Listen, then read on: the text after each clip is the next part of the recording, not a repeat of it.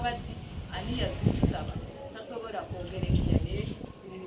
Omubuuzi oli mu group ki takimanyi, ayagala mukwano gwamugambe ndi mu group eyo kyayagala. So kyo kitegeeza kibanange kino ekintu mukiyingidde mukyagadde naye mukiowninge, tekigenda kuyamba nze bwe bakyusa enedde just nakabagamba myezi 9 ndi mu district naali wano nengenda empiki nenkomawo enkyanso bagenda kabera mayindo bakata, naye byemukola biyamba mmwe.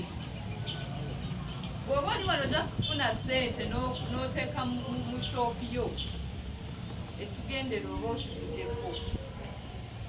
Mu gavumenti tugamba diversion of funds, era leero onabadde abagamba tugenda bakwata nkamu, kituufu tugenda bakwata bassebo ne bannyabo, oba nze oba oli agenda kuba ali mu office that time, naye twagala accountability. What is accountability? Okulaba kiki ekivudde mu PPM. Ye accountability gye twogerako. Ffe mu office bano bakola accountability ya sente, naye kati accountability y'eggwanga babawadde sente za PPM, bawadde sente z'enyunga. Bwe tugenda wansi ku bantu, kituufu waliwo ekiraga nti zino sente zikoze omulimu. Ye accountability gye twagala. Tetugenda linda 5 years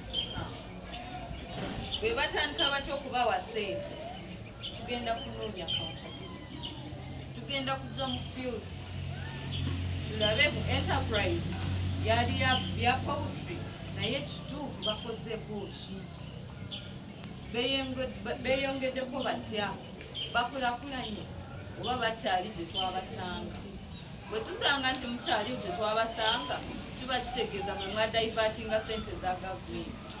Saagala mmanya oba oli wa kibiina kikati tetuli mu bibiina, mulinde 2025 awo tugenda kujjayo bigero n'ebigreen n'ebired n'ebibulu, naye kati tuli kunkulaakulana so that in 2025 kitusanga nga tuli sambuya. Oli abadde abuuza Museveni oba Museveni aliko oba taliko, naye akuleseewa kyekikulu. Naye kyendawulema ebyo bya gavumenti, ebyo bya gavumenti, ebyo bya gavumenti. Who is government? Kati bw'oba oyimba ebyo bya gavumenti, bw'oyimbira ali